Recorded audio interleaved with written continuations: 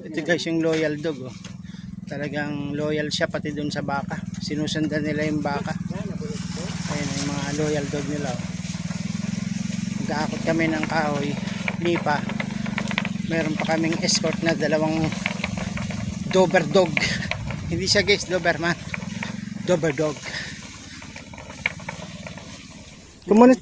Kumusta kayo la? Anong kinuha nyo sa bayan? Sa ibaba. Anong hakot nyo kanina? May hakot baga kayo? Ano lang yon, panggatong? Kumain na kayo la? Ay, amo na. O, sige la, bukas ha, gagawin na. May tubig ba kayo bukas? Diyan tayo magsasaing. May tubig, pang saing, magdadala kaming bigas, tsaka ulam. Umaga pa lang, okay? Kasi magtatrabaho kami. O, ano yung senyas na yon? Hindi ko naintindihan yon. O, sige, ayusin na. Aalisin na yung mga kalat sa loob ha, alisin. Para malinis, lalagyan din ng ilaw yan. Okay? Hello po mga kaibigan, mga kababayan, kamusta po kayong lahat? Sana po ay ligtas kayo sa anumang karamdaman. Ito po ang inyong panglingkod. Tayo po ay may panibagong video post ngayon. Nandito po ako sa aming backyard. At ating pong tatalakayin ngayon ay si Lola Ebyang, na sinimulan na po ang kanyang bahay sa pamumuno po ni paring Dong Tigidong. Suportahan niyo po si Sir Dong Tigidong. Meron pong hinakot ng mga gamit, kaya ito panoorin po natin yung video at bigyan natin ng reaksyon. Pero bago tayo dumakot dyan, siyempre nais ko muna po kayong ayanyahan, imbitahan. Kung di pa po kayo nakasubscribe sa aking channel, please subscribe na po kayo, Roel Lipat. At hit that notification bell para lagi po kayong updated sa mga video posts, live streaming ko at reaction video tulad po nito. Nandito po ako sa backyard para ipakita sa inyo ang nangyayari po dito pagka fall season dito sa aming lugar.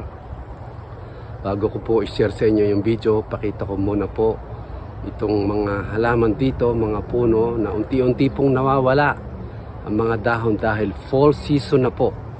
Nagsimula po kasi ang fall season noong September 21st.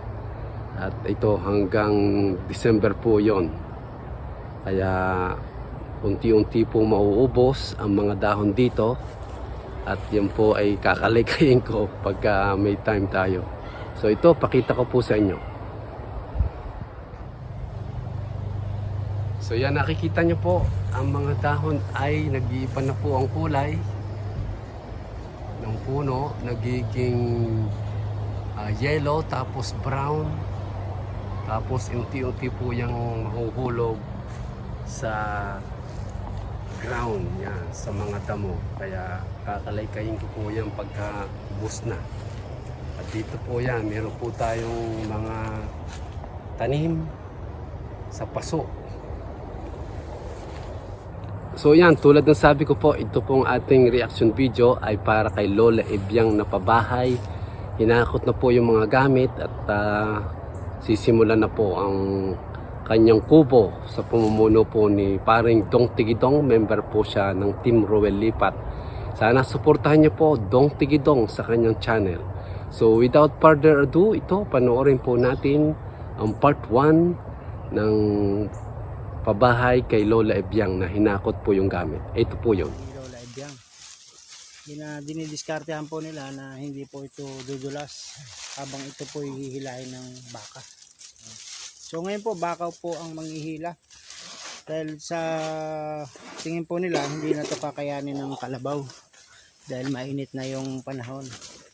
So kung baka daw po matibay po ito sa init. Ito po yung baka na hihila.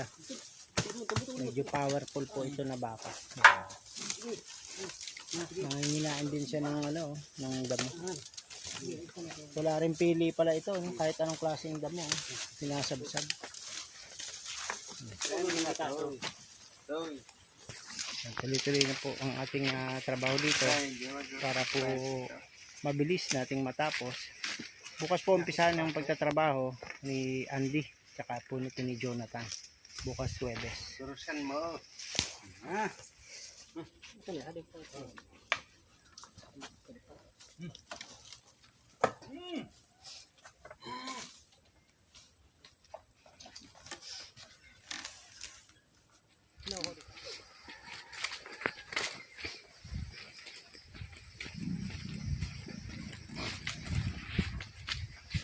Kasama pa guys yung aso.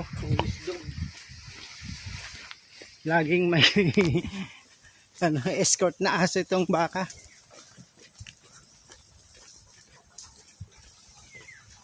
May talent pa din tong aso na to.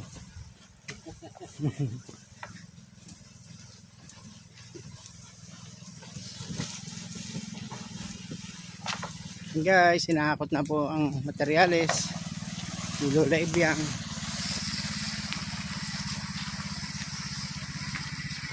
So yun po yung ating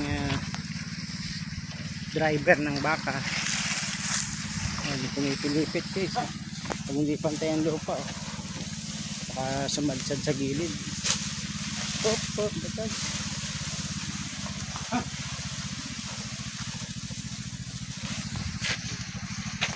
Guys, ito kami ngayon guys, ating mga tropa. Ito po yung kukunin ating karpentero, Jonathan. Tapos si Andy, isa rin sa karpentero yan. Ito yung parahakot natin ng si Kuya, maghahakot ng materyales. Gamit po yung kanyang baka. Pati po yung kanyang aso. Sobrang loyal po ng aso sa kanya. Sunod din siya ng sunod. Kahit saan po yan pumunta, nasunod yung aso. Ito guys yung loyal dog. Oh. Talagang loyal siya pati dun sa baka. Sinusundan nila yung baka. Ayun yung mga loyal dog nila. Oh.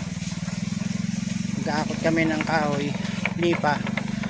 Meron pa kaming escort na dalawang Dober dog. Hindi siya guys Doberman, Dober dog. Ito Jonathan, tanggapin mo ang ating upa sa iyong top down, 300 pesos. Ayan na. Thank you, salamat. Okay. Yung Kuya Ray, kayo po yung naghakot ng ating materyales. Ito po si Kuya Ray, ang may-ari ng baka, tsaka yung guyod. Tanggapin niyo po itong ating upa sa inyong baka. Saka yung pagod po natin. 100, 200, 300, 400. Salamat ulit. Salamat. Lola Ibiang, kumusta? Nakita mo itong dala namin? Ito po yung galing kay Kate Lipat at kay Sir Ruel Lipat, kay G. Franco Vlog at sa buong team Ruel Lipat. Kayo po ay pagagawa ng bahay. Opo, gagawin po yan, umpisan po bukas. Yan, may kahoy din po yan, may yero, alambre. Bukas po dadalhin din yung mga pako. Ito po yung aming magtatrabaho, si Jonathan at saka si Andy. Yan po yung ating kukuning karpentero. Siya naman po yung may-ari ng baka na hahakot nito. Sobrang taas, sobrang haba ng aming nilakad. Pahirap-hirapan kami. Kumusta kayo la? Anong kinuha nyo sa bayan? Sa ibaba. Anong hakot nyo kanina? May hakot baga kayo? Ano lang yon, panggatong? Kumain na kayo la? Ay, amo na. Sige la, bukas gagawin na. May tubig ba kayo bukas? Diyan tayo magsasaing. May tubig, pang saing. Magdadala kaming bigas, tsaka ulam. Umaga pa lang, okay? Kasi magtatrabaho kami. Ano yung senyas na yon? Hindi ko naintindihan yon. Sige, ayusin na. Aalisin na yung mga kalat sa loob ha, alisin. Para malinis, lalagyan din ng ilaw yan. Okay? Sige. Walang pera. Walang problema. Ang mga materialis namin ay binili na natin. Wala na kayong babayaran. Wala kayong babayaran la. Wala kayong babayaran. So yan, napanood nyo po ang paghakot ng mga materyales para po sa kubo ni Pahat ni Lola Ibiang. Nasisimula na po bukas, sabi po ni Dong Tigidong. So abangan nyo po ang ating part 2 sa pabahay kay Lola Biang. Sana nagustuhan nyo po ito. Kita nyo po kasi bundok po yon, kaya hinakot po yung gamit at hila-hila ng kalabaw. Ay, ng baka. Baka pala. Hila-hila ng baka kasi paakyat po ng bundok. At buti na lang meron po tayong kaibigan na tumulong at naupahan po natin sa kanyang baka na pag-akyat sa bundok na dalhin yung materialis. Yan, salamat po kay Sir Dong Tugidong nang dahil po sa kanya na tulungan po natin si Lola Biang. Abangan niyo po ang susunod na kabanata sa pabahay kay Lola Biang. Sponsor po siya ng members ng Team Ruel Lipat sa pumuno po ng aking anak na si Kate Lipat at mga sponsor po dito sa aming church, Nancy Peterson at saka Nancy Cummings at Charles Williams na sila po ay mga nag-donate. Siyempre ang anyo pong abang lingkod na si Ruel Lipat. Sana suportahan niyo po ang aming mga channel. Maraming salamat po sa inyo. Sana panoorin niyo po ang video ito at i-share niyo po sa inyong community. Nawa po ang pagpapala ng Panginoong Diyos ay laging sumainyo, lagi niyo pong tatandaan. God loves you and Jesus died for you. See you soon. Bye-bye.